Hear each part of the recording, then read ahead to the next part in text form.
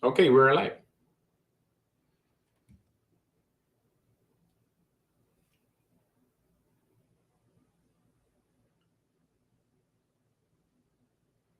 Okay, everybody, thank you for being here. If you can see us, you can send your comments. You can post your comments. Um, it's better we start right away. Justin, we can hear you. You're on mute. Sorry, I was muted. I had to turn off my dryer because it's making a little noise in the background. So No worries. We got everybody live here. Let me just check and see. Winter or anybody on the team, can you tell us? We got everybody active. I'm not sure if we have other people besides Webtek on here because I'm just getting used to this new platform here. Are we live? Got everybody on there? We are live. Yeah. Okay, well, thanks everybody for joining us. My name is Justin Cromer. I'm one of the co-founders of Webtek. We are a digital marketing agency specializing in primarily SEO, search engine optimization, as well as pay-per-click, and also known as PPC, and also conversion rate optimization, so CRO. So really the thing that we're really good at is helping clients get, excuse me, I just ran upstairs, so I'm a little bit out of breath. So basically what we do is we help clients get high quality traffic to their website and then help convert that traffic into leads or sales or appointment bookings, kind of depending on what your goal is. So we're really good at doing all that stuff. We've been doing, as a founder of the company, I've been doing this for about 20 years myself in various different ways, and have a ton of experience. And I guess what you guys can research me a little bit more in the, if you want to. But I'm here to help you. Mainly, just today's topic is about Google My Business and trying to help you guys understand a bit more about how to get better relevancy and get noticed on Google My Business, and what are the kind of things that Google's really wanting you to do to optimize your listing and get the most visibility and really ultimately people to your business, depending on what your goals are. I'm assuming if it's Google My Business that you were mainly looking at a local audience here, so like local businesses where maybe you're a plumber, maybe you're an attorney, maybe you're a doctor or something like that, and you're trying to get people to look for to be able to find you when they're looking for phrases related to your phrase to your service offering. So let's see. Are you guys seeing this screen now? I'm not sure. I'm still getting used to this platform. Are you guys seeing what we're looking at here? Or do I need to share screen? Let's see. Gabriel, Oscar, are you guys seeing what you have to present? Are you able to see this button at the bottom of the screen that says present? There we go. Thank you very much. I'm so glad I have assistants here because this platform is new to me. StreamYard, love you. Getting to know you. Here we go. Okay. All right, can you see it now? Yeah, we now see. Great. Okay, here we go, guys. We're doing this weekly, every week. So this is actually just our second week. We had kind of a trial run, so technically I guess it's kind of our third week. But we are still kind of getting used to the technology of this. We're really used to Zoom. We can crush it on Zoom, but when it comes to this thing, I'm just figuring out my buttons and my levers to pull here right now. So let me pull this up. My screen. Okay, so you guys still seeing this? Yeah, you see my mouse? This Webtek. Yes. Okay. So all right, let's get into it. Yeah, quick background. Yeah, I'm the founding partner. I think I just did all of this stuff here. I'll be happy to send you guys more on my bio if you guys are interested in knowing more about who I am. But let's talk about Google My Business. Okay, so it used to be called Google My Business. Now GBP. They're always constantly changing this stuff. Formerly known as Google My Business, now it's Google Business Profile. It's a free online tool provided by Google. It's one of those map listings I'm sure you guys have all seen. Helps local businesses manage their online presence on Google search engine results, pages, and maps. So it's the thing that shows the reviews, and it shows your business hours, and it shows pictures of your business, and links to your website, and the ability for people to leave reviews, hours of operation, all those kind of things. And it's a really important, really important property for you if you're a local business. In fact, it's arguably more important than your actual website, but they're both important for different reasons. But you're going to get a lot of phone calls and I guess leads generated just directly from your Google My Business, or your GBP as they call it now, Google Business Profile. More so than your website a lot of times, but they do definitely check your website out as part of the kind of validation process. So let's talk about why you should have your Google My Business. I keep saying GMB because that's what it recently changed to GBP, and it just doesn't roll off the tongue as smoothly. So, but anyway, the GBP, why should you have it? It increases your online visibility, gives you better search engine rankings, improved customer engagement. It also gives you increased trust and credibility, and it's a free marketing tool. This is one of the reasons why we're doing this as a free webinar, is kind of empowering you guys to do your own marketing and understand how can you leverage these free tools out there to get more business. So let's look at a couple case studies really quick. I'm just going to use, this is actually my own personal, like I have another, besides digital marketing, I also am a sound practitioner and a musician. That's kind of my other world I live in. It's essentially a health and wellness field. I started doing my own Google My Business and my own SEO, and over time we're getting a massive amount. I can't even keep up with the number of people that are hitting me up for sound baths and sound meditations and those types of search queries that I've been targeting over the last 6 months or so, ranking number 1 through 3 for most of those terms at this point on my website. Not to mention also my Google My Business profile is doing really well as well. So just some results. I'll just kind of give you this just as a kind of give you a little light at the end of the tunnel of what you can accomplish if you do these things right. This is kind of a case study, but month over month growth, we've had 41% impressions improved compared to January versus last year. So month to month. An impression, just so you guys know, impression means that you showed up on the first page of Google. That's all it means. That doesn't mean anybody clicked on it. That doesn't mean they came to your website or called you or anything. It just means that you appeared in the first page of Google, which is actually the first step. There's the next step after impressions is clicks. So once they see you on the first page of Google, how often do they click on you? So with this particular, with Maloka Sound and Wellness, you can look me up.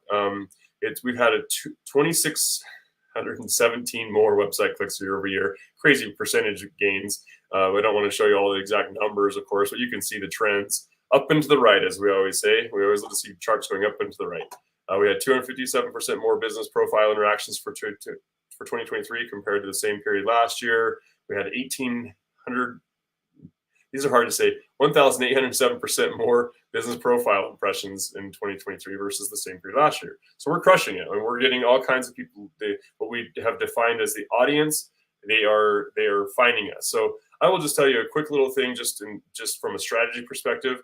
Really, when you're approaching this, the way that we always say this is, you first want to understand your goal.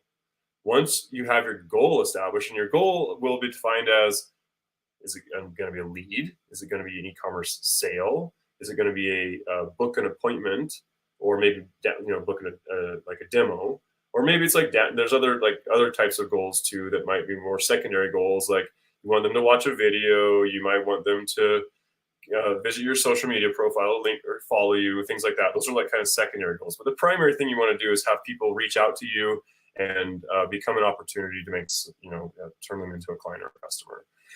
So that's kind of the goal. And then based off the goal, then we want to then identify who is that audience, who are the primary targets, like who are the primary personas or profiles that we're trying to attract to us. Once we know who we're trying to bring in, then we can kind of define the keywords. And this is getting a little more into the SEO side of things, but I want to just kind of make sure that you guys understand the concept before we get into a little bit more of the nitty gritty with this stuff.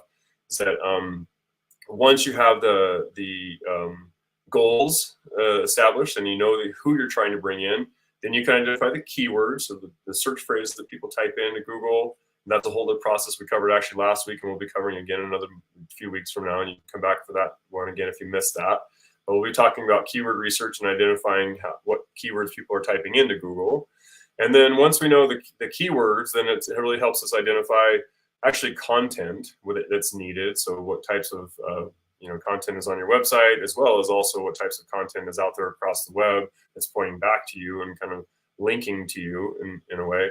And then another really important part of all this stuff is making sure that we have good measuring and reporting. That's kind of the last step, which ties it back to the goals. So if you start with a goal, you know who you're trying to bring in, you know what they're searching for, you know who you're up against with the competition, and what kind of content you need to create. I think I did miss the competition moment there just in my rush through this, but yeah, we definitely want to know who we're up against, and as SEOs, we can kind of break down on a technical analysis kind of why they're ranking ahead of you versus what you know where you are versus where they are. But just from you guys' perspective, kind of layman's terms, you want to know who you're up against. So you want to kind of track your top 3 to 10 competitors in your industry and just kind of see what they're doing, so that you can kind of emulate some of the things that they're doing, or kind of at least get some inspiration from what they're doing versus what you should be doing. So that's just a background before we get started into some of the more like exactly what we need to do here. You guys can check out our website. We got all kinds of case studies. I'm not here to tell you about me. I'm here to really help you guys. So let's look at your business profile. Okay, the first concept that we should have a good understanding of is consistency of your NAP. Okay, your name, address, and phone number is a concept within the search marketing that is important. Okay, so we need to get consistency of NAP. So in order to do that, I'm actually going to kind of bounce back and forth to kind of keep this a little more interesting and involve some of my team here. We got some excellent experts on here. I will also just really quickly, I didn't even introduce these guys. I'm so sorry. I just feel like I'm buzzing trying to get this thing going here. But we've got Oscar. He's one of our SEO specialists. Hi, Oscar. He's also he's got over 10 years experience in digital marketing, where he also is excellent with pay-per-click as well as landing pages and what we call funnels and things like that. Gabriel, he's an SEO. He's very good actually at Google My Business is one of his specialties. We got Xavier on too. He's hiding his face, but that's okay. We're not going to be covering too much in terms of pay-per-click today. But hi Xavier. Hello. Is his area. So then the next. So I want to let maybe talking a little bit about the name, address, and phone number side of things. Maybe Gabriel, do you want to just take a second to talk about the importance of NAP? Sure, but just one thing real quick. Let's go back a little bit on the case study, just some notes on that. Yeah, let's go back. Yeah. Justin, can you start the slideshow, please? So you can make it bigger. Oh, sorry. I thought we were already on that, I guess. Figuring this out as we go. Go. Yep. Thank you for that. Right. Much better. Thank you. All right. Thank you. Can we go back a little bit? Hmm? Yeah, that's it. So like Justin said previously, this is a free marketing tool. It's completely free to use. You can create your own, but this right here is the importance to have a really good optimized Google business profile. See, 34% improvement in clicks to your website month over month. Imagine a business growing like this with a free marketing tool. This is the importance to have well-optimized Google My Business. Now we are going to talk a little bit to you and teach you a couple things that you can do to have or experience some of this growth. Look at this beautiful graph that we have right there and the total clicks on your website through time. So doing what we are going to present to you right now, it's going to lead you to have some of this amazing results on your Google My Business profile or Google Business profile right now. Yeah. So let's move forward now. So this is a little bit of a taste what you can have in the future now. So okay, NAP, name, address, and phone. This is really important to have constancy on your Google Business profile and on your website or anywhere your business shows up. So if we go to the next slide, we're going to see a really good example of how we keep constancy there. So we have the name of the business, Webtek Digital Marketing there. It's correct on the listing, as you can see right there. We have the address showing perfectly as it shows on the website and the exact same phone number. But let's do some bad examples, how we shouldn't go on this way. And there you go. We have a different name on the listing that was in the company. We have a different street address that shows of the one that shows on Google Maps. So this is some inconsistency that Google looks to into putting your listing up or down in a profiles that show on when you search for example, a plumber near me. So you may ask like, well, but that is demographic, like it's by where I'm located, is geographical. Well, the other day, this is a real life experience. I was searching for a bakery here near where I live, and it's a new place. And well, I was looking for a bakery to buy a loaf of bread. So the first one that pops out was the Needers, and the Needers was like 2.9 miles away, but zero point 0.8 miles right across the street there was a bakery. So why neither shows up first than this other bakery? This is the importance to have uh, the constant NAP and the Google My Business or Google Business Profile optimized. So it's not only geographical, it's also all the information that you provide to your customer and to Google on this one. It needs to make consistency. It needs to have well optimized content on the Google Business Profile. So and there's another side of this too, which is there's something called citations, which we can get into in another webinar. But you guys just understand that not only do you have this business listing here on Google, you also want to have this listing as many places as you can possibly, and you can actually just Google or you can reach out to us, please. Anything, and as questions come up, I want to encourage you guys to just kind of type in your questions as we go, and we'll try to field those questions when it's appropriate. But just know that citations is another thing that's kind of working in the background here, where we list the name, address, and phone number in multiple places across the web. Like there's business directories, we call them, where you can list your website in business directories, and that will be a great place to kind of reinforce the NAP, the consistency of the NAP. Okay, let's move on to the next topic because there's a lot to cover here. Yeah, the next topic will just be the same NAAP, but we will add a W. So on that case, the profile will have a link to the website. So if we go up back a little bit on the correct one, there you go, the other one. There you go. We have a link to the website right there. So it's important to have the link that we connect on this button right here to the correct website address that we have our website. So just go forward a little bit, like 3 slides. Yep, and now we're gonna have most of the websites today doesn't need to have the triple W on that. So it's important to put on that Google Business Profile the same link as you have your website published to keep consistency to the Google tools. But now, Oscar, I'll let you a little bit on the images and photos to Google Business Profile. Thank you. Yes.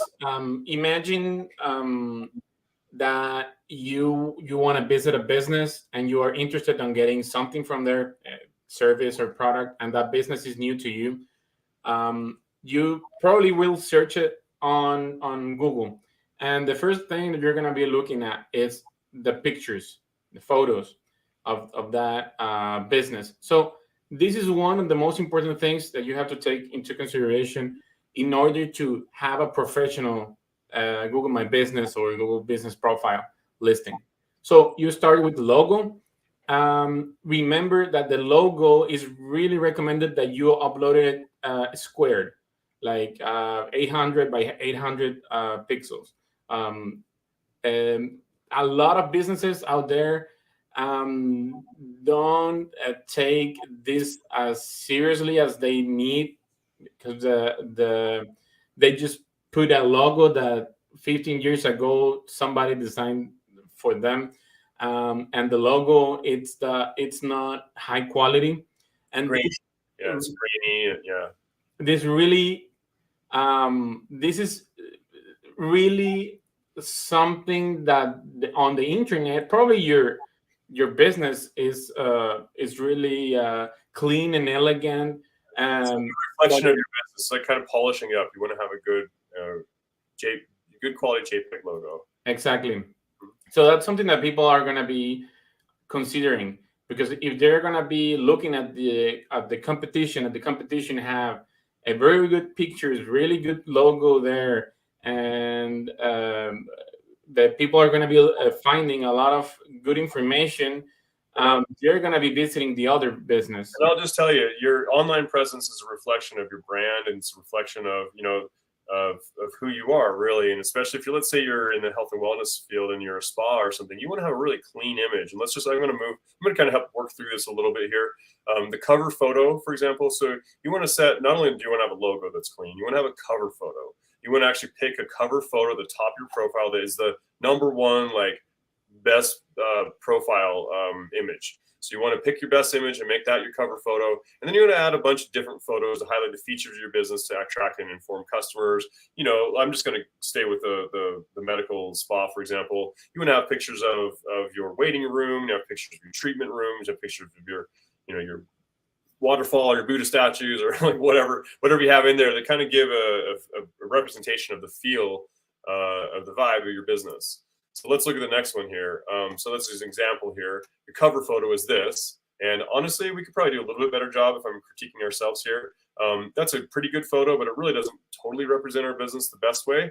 But, it's always kind of a work in progress. So sometimes we'll need to just kind of optimize these and improve them over time. It's not a bad photo, but it does show you that, kind of what our working environment looks like and people on our team and some of our clients and things like that. It's kind of how it goes.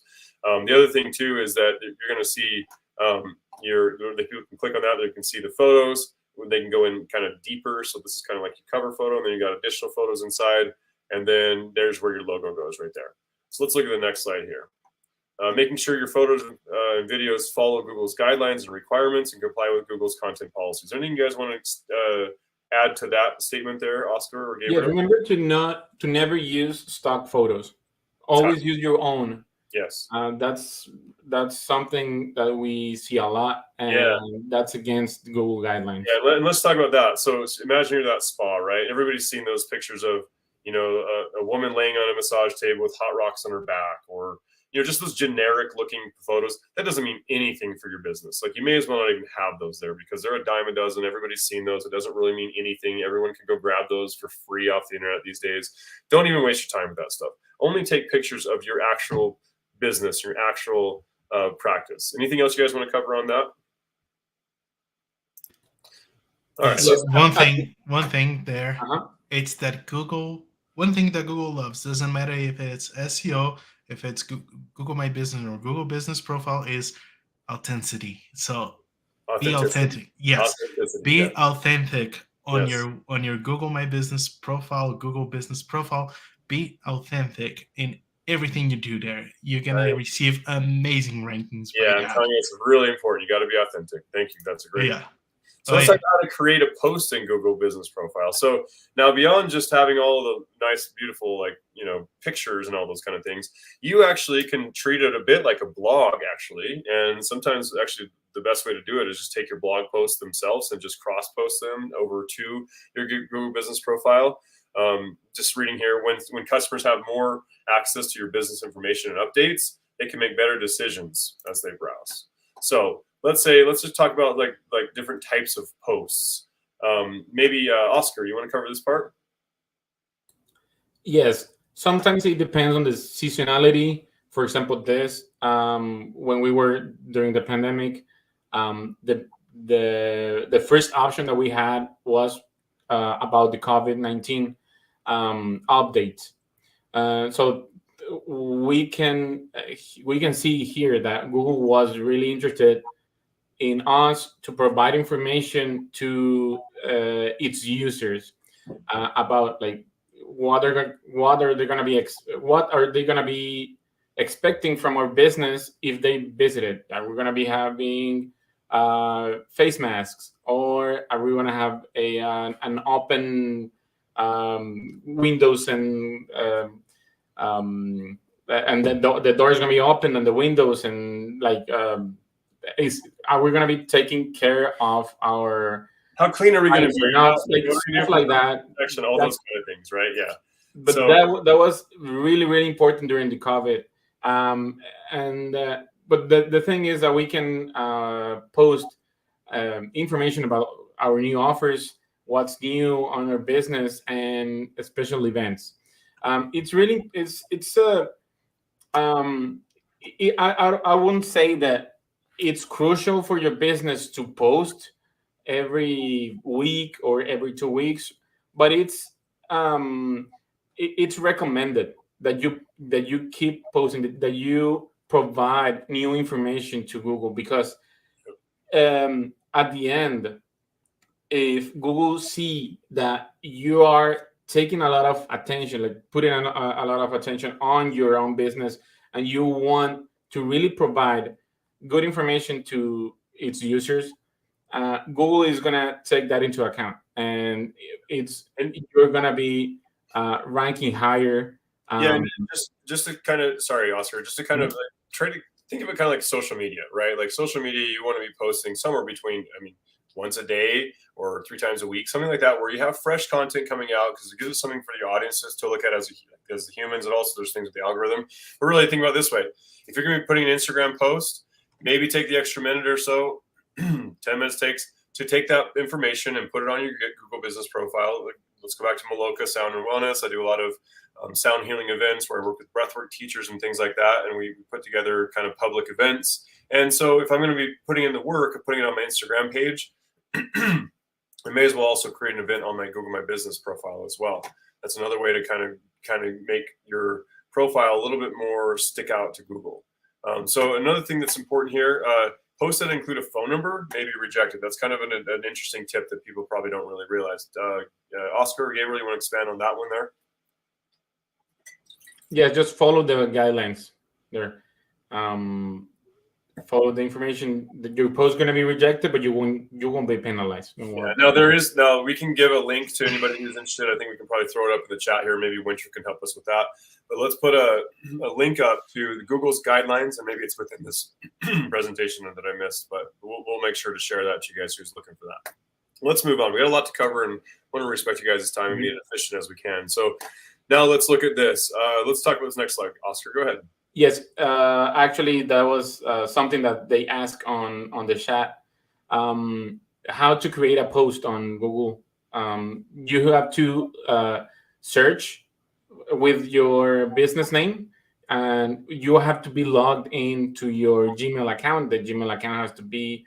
Oh yeah, very good. The question is now displayed. That was the other one. That one. And then remember that you have to verify your business, and you have to use that Gmail account, the one that you used to verify your business, in order to find it and be able to edit it. So you're gonna be finding a lot of options there once you find your business, and one of them is this: create an offer. Sometimes this changes a little bit. So just keep going to the right or left, and you're going to be finding the option to publish. In this case, was create an offer. You click on it and you follow the steps. It's really, really easy to post something. And you can keep scrolling on this little button here. If you guys, I don't know if you guys can see my pointer here, but that would be where you would click, and there's more additional options. They give you things, and you kind of want to go through, and ideally you'd want to fill out all of these things. The more complete your profile is, the better. Let's look at the next one. Let's do reviews. So reviews are huge, you guys. I know everybody knows this just because we're all consumers. So when we go looking for a doctor that we're going to go visit, of course we're going to look and see what the people say about it. If we're going to buy a product, we want to see what people have to say about it. It's what we call social proof, So we want to encourage as many positive reviews as possible. There's I'll give you a couple tips on that. So let's just talk about why they're important. Number one, they improve local search ranking. The more reviews that you get, positive reviews you get, particularly, of course, the better it's going to be in terms of first of all, sticking out to Google, and second of all, sticking out to the actual people using Google. So reviews are critical. If you don't have a review procurement strategy, then you have a bit of a problem with your business. You really need to make sure that you have some way of encouraging reviews. And it could be as simple as, when somebody has a good experience, hand them a business card that has a QR code that links directly to your to your business profile. QR code is a whole other topic, but it's really easy. You basically just go to Google QR code software or something, and you can find a QR code generator, generate a QR code, and you have that on a handout. And everybody knows how to use QR codes thanks to COVID and restaurant menus and everything. So it's really easy. It makes it easy for them to review. One of the biggest things about reviews is that people are happy to do them, but they just don't want to be inconvenienced by it. So the minute you have a good experience, You give them something that they literally, it's like one click for them to do. They fill in a quick review and hit submit, and they're done. It takes them like literally 2 or 5 minutes to get that done. And if you make it easy on them, they're way more likely to do that. So you got to have a good review strategy in place. Other things you can do to encourage them is, you can maybe do little offers, but there's definitely guidelines around. You don't want to be soliciting reviews, like saying, if you give me a 5-star review, I'll give you something like this. There's guidelines around that, but there are ways you want to just kind of tap in and in a smooth way, following the guidelines, you want to try to encourage reviews. Other benefits of it, they increase your trust and credibility, and they influence purchase decisions. These are all really good points about reviews. I think everybody understands that. That's a good question. Have you ever bought something on Amazon with no reviews? It's a little bit risky.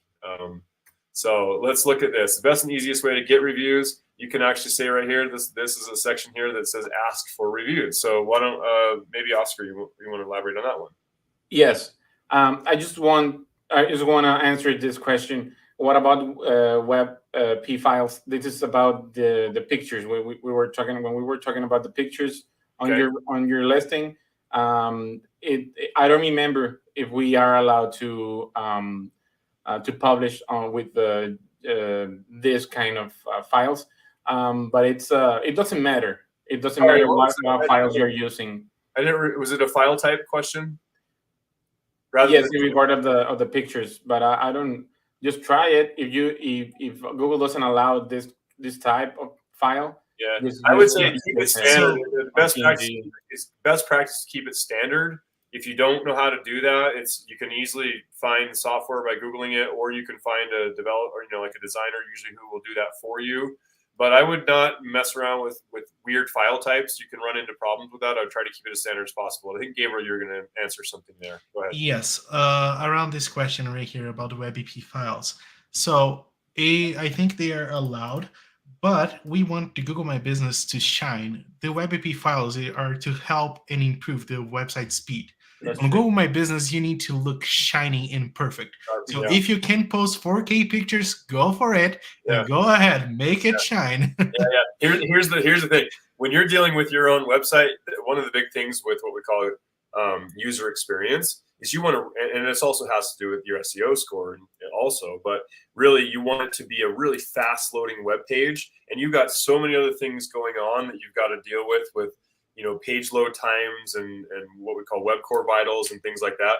You want really lightweight pictures on your website because that's your own platform you're managing. When it comes to Google, they've got all that figured out. You don't have to worry about it. All you got to do is give them the highest quality image you possibly can. So you don't want to deal with minimized images. You want to use the most high resolution image that you can. Any other questions that we should know about really quick?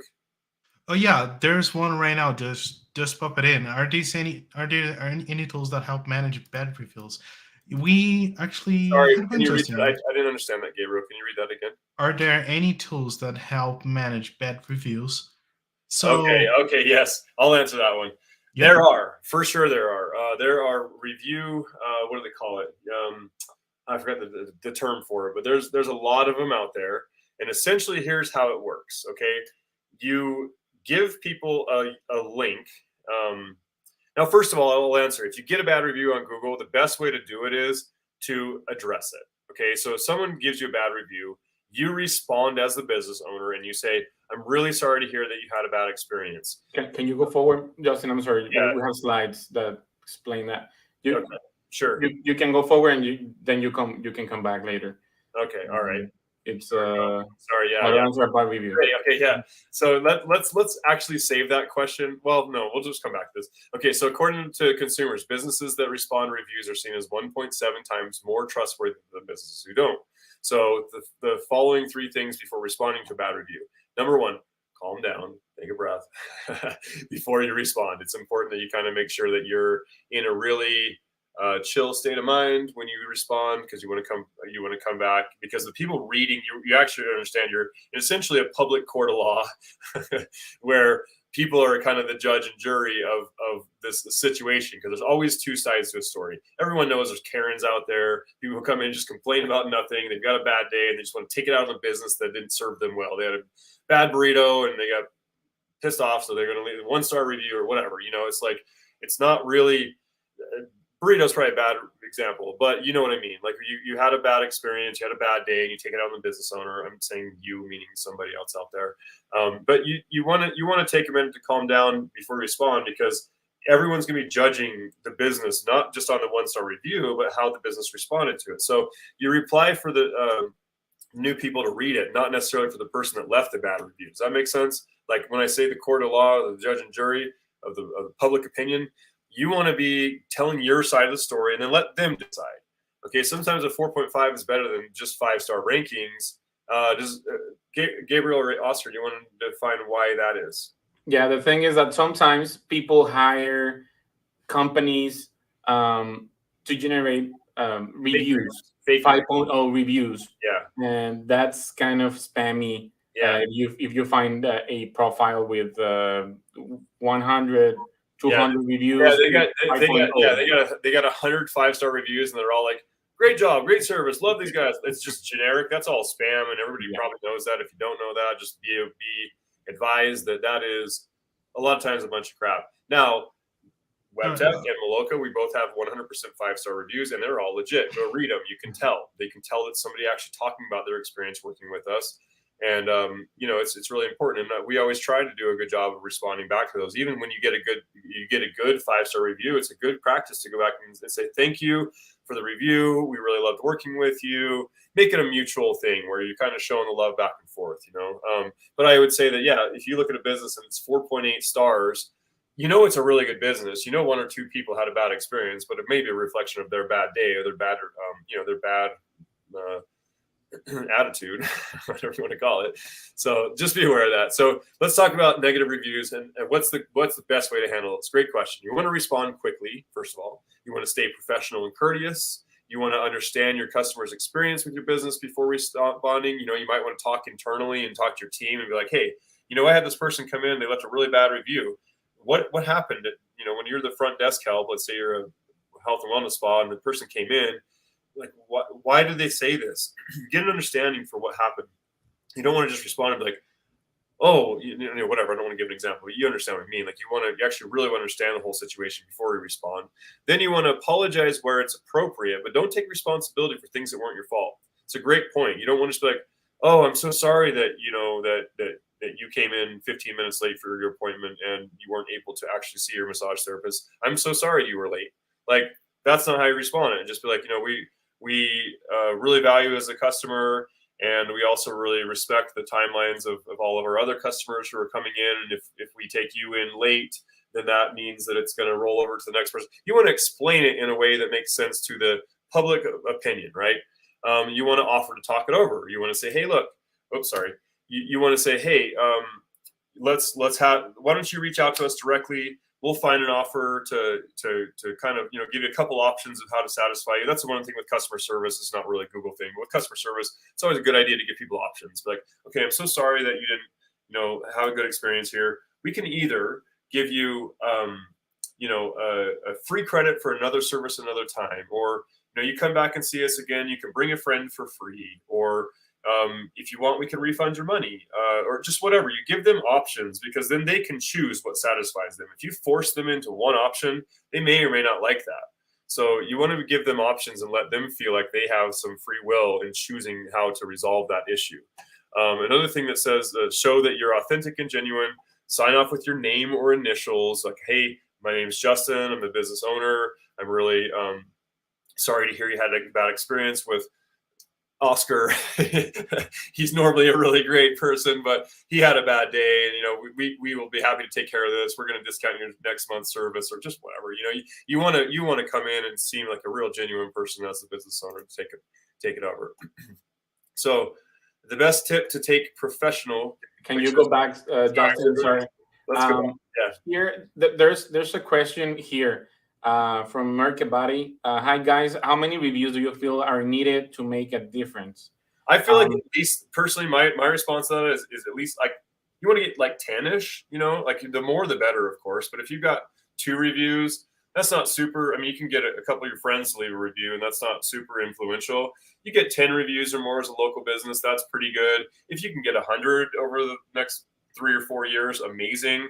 But anywhere in the 10 to 30 range, I think is pretty normal for a local business. But you do see some local businesses that have like 300 reviews, and they've just done a really good job of like having some sort of a process that asks for reviews post transaction. So if you're a service industry, when you give them the final invoice, you might want to say, hey, you know what, we're offering that, if you had a good we're offering that if you have some experience, if you want to leave a review with us, we're gonna offer you some sort of I don't know, so somehow giving them some incentive, but you don't want to like offer to pay them. You know what I mean? Like it can't be solicited, but you want to make some sort of I don't know. Maybe Oscar, one of you guys. Yeah, remember that it's against Google policies to offer them something in order to have a review but you can encourage them to come back to your business, to your store or something, and they're gonna be having a different experience. Not that like you can imply that they're gonna have something, but you don't necessarily have to be that public. Yeah, Oscar, I don't mean to cut you off, but what I always tell my people, like for example with Maloka, it's a pretty personal and intimate experience that we have when we're doing a sound bath with especially a private session or something like that. So when it's done, the kind of the last thing you can say, and you want to be kind of a little savvy about how you say this, but you might want to say, you know what, thank you. So as they're thanking you and telling you had such a great time or great experience, just be like, you know what, I really appreciate you saying that. Really, the best way that you can support me and is to just, whenever you get some time, I'm going to send you a link. If you just leave me a review, that would mean the world to me. Just keep it that simple. You want to offer it like that, but yeah, let's say around 10. Can you go back, Justin? Yeah, please? Sure. Because we're going to be showing you a hack that we have in order for you to have more reviews. And I will answer this question, like how many reviews are recommended to have, with keep a consistency on the reviews, because probably you're going to be opening a business. It's going to be a taqueria, right? But you see that the other taquerias that have more than 10 years there in your city have 500 reviews, 1,000 reviews or whatever, and you're gonna say, oh my God, it's gonna take me forever in order to have that amount of reviews. So what I will recommend you is to have this consistency of reviews, and you will be able to outrank them. The thing is, you need to have more reviews in week after week. Than them. That's a great point. That's something that it's like a hack. It's like, what have you done for me lately? That's a good way to put it. Like if it's kind of like if you're getting 5 reviews a month, and the competitor who's been around forever is getting, they have way more reviews, but they have way more months ahead of you, then that, of course, makes sense. It's more like what have been happening lately is a part of the algorithm, too. Mm-hmm. Can you go back one slide, I believe? Yes. Okay, you can do this. This is really, really powerful for you.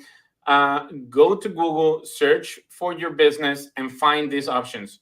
You're gonna be looking at this icon that says "Ask for Reviews." If you click on it, can you go next? Mm-hmm. Don't click on it, or you can click on it. Yeah. You will be getting this link. Yeah. The link. If you share this link on Facebook, WhatsApp, Twitter, the people, if they click on it, they're gonna be able to leave a review very easily. That's easiest, because if you give them a link to your profile. Okay, even if it's just as easy and it seems very simple, if you give a link to here's my Google Business profile, you can leave a review there. They have to go in there, they have to figure out where to click review, then they have to be like, leave a review. It's like 3 clicks. Whereas if you give them this link here, it goes to a different page actually that's like just instantly that loads up like the landing page is going to be the page where they type in the review. So that's a much better way to do it than to give them your actual Google My Business profile. Does that make sense to everybody? And this is even better now. Yeah. If you go to a free tool like this one, QR code monkey.com, and you paste your URL there, that link that you're getting from Google, you can convert the link into a QR code. Yep. That's what I mentioned earlier. Yep. So thank you. Thank you. I talked about this earlier, but this is exactly the visual of what you do. So you put in your URL, it generates a QR code. You can you create the QR code, step 2, and step 3 is you download the PNG. So the PNG is just an image file type, and then you have that QR code that you can put on a business card, put on a brochure, put on your your invoice, whatever it is, and just be like, scan this code. It'll pull it up directly, instantly, and boom, you're done. Okay, so that's definitely a really smooth way of doing it. So QR code monkey, it's free, may as well use it. So now when you have a QR code, you want to place it on your business cards, waiting room, your flyers, your email signature. Easier for customers to leave a review, and more reviews business get is what you want. So you want to. So the thing is with this, like, also, like, let's say for example, me again with Maloka as a sound practitioner and a musician. When I do events, a lot of times I'm going to be taking all of my instruments and everything, and I'm going actually remotely to another location, like maybe renting out a yoga studio, or collaborating with a breathwork teacher in at a retreat, or just whatever. It's good to have like a sign that that's next to the entrance room, or where people, or maybe set up next to you where you perform or whatever, where they can just come up and easily just make it super easy on them. This is something that I actually need to do myself, to be honest. So that's a great tactic. So let's see. Any other questions that are coming in right now that we should know about? I'm just kind of trying to control the screen. So. Yes. How hard should I encourage customers to leave written reviews over just a rating? A review versus a rating. I'm not sure the difference from that perspective. Yeah. I can answer this one. Sure. So when you leave a written review, it's 100% sure that it is not spamming, because some of the companies that produce reviews for your Google My Business, they just leave the rating.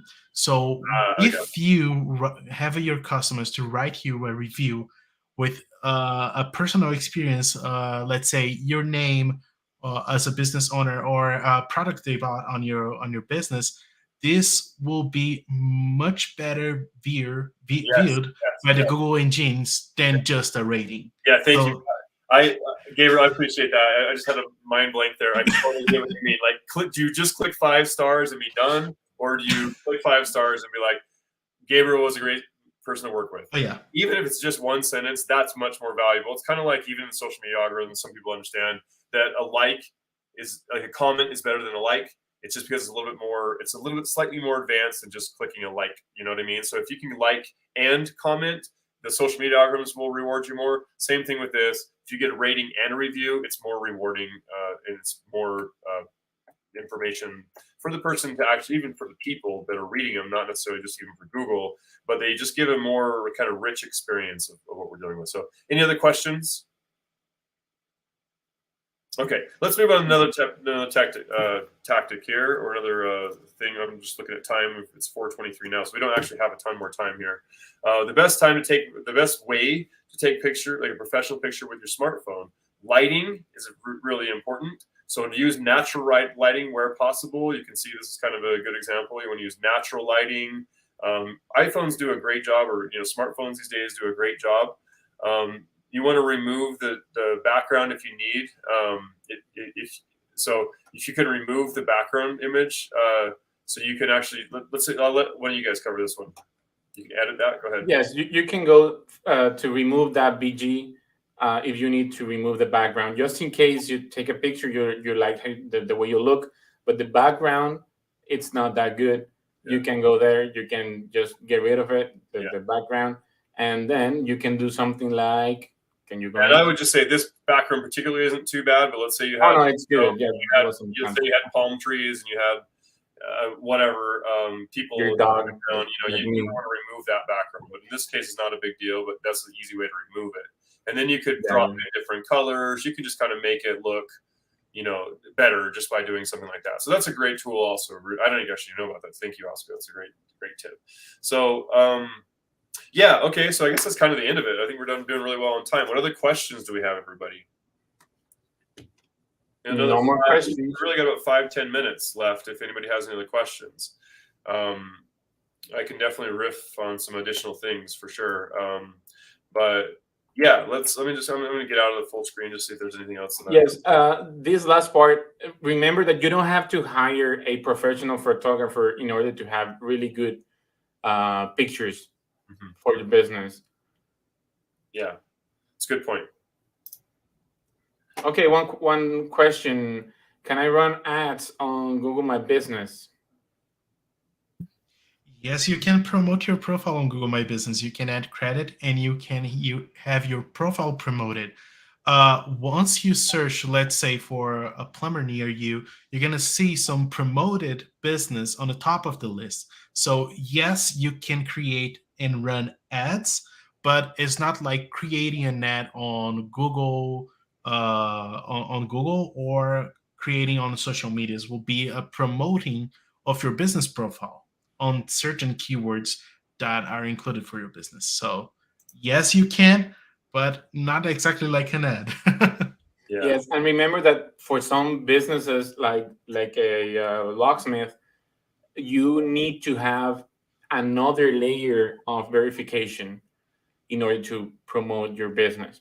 Oh yeah, yeah. Certain business, the Google requires you to prove your business registration and a photo of of the front of your business. Let's say if you have a tutoring school, you need to have the authorization of the local state and the local area to have that business on, and you need to prove by sending the business registration and the license and a photo of the front of your store. Yeah. I want to just make sure we add one more thing here I forgot to mention is that we actually are offering a free consultation to the first 3 of business owners who register here. We got a link on the website here. It's webtek.co, our main website /consultation. Just go out there, fill out the form, give us your URL. Do we have a little questionnaire on there? Or is it just pretty basic? I haven't actually seen that form yet. Yeah. Okay. Yeah. So you just basically fill in that information, submit it to us, and we're going to be happy to go in, do a audit of your website and your GMB profile and kind of tell you what's up and give you a little bit of a light, consultation. And then if you want to explore further, we're always happy to go deeper, of course. So just let us know if that's something that's useful to you. And we're happy to take the first 3. I mean, we get pretty busy, so we can't do everybody, but we have to take the first 3 who submit it to us. And then we'll be back next week as well. I want to make sure everybody knows that this is a weekly thing. We're covering different topics each week. We're kind of the biggest main 3 themes are SEO, PPC, and CRO. So a bunch of acronyms, but I'll explain that. Search engine optimization or organic search, getting yourself found in Google for the natural listings. Pay-per-click is using essentially media buying. So you're paying every click that happens, and that can be through search, paid search, we call it, or it could be through banner ads or remarketing and a bunch of different strategies around other types of click advertising, or it can also be through social media. Of course, everybody knows Facebook and Instagram and those types of ads. Those are other types of pay-per-click. So it's the second kind of pillar that we work in at Webtek. The third thing, conversion rate optimization. So a bit more of a specialization a lot of agencies don't really offer, but that's where we go in and we help you understand, okay, so the first 2 strategies I just mentioned or I guess disciplines are really around driving quality traffic to your website. Now, once they hit your website, what good does that do you if you have a really bad landing page, a poor user experience, low, you don't have a good value proposition, you don't have good offers, you don't have a good user experience, all those kind of things.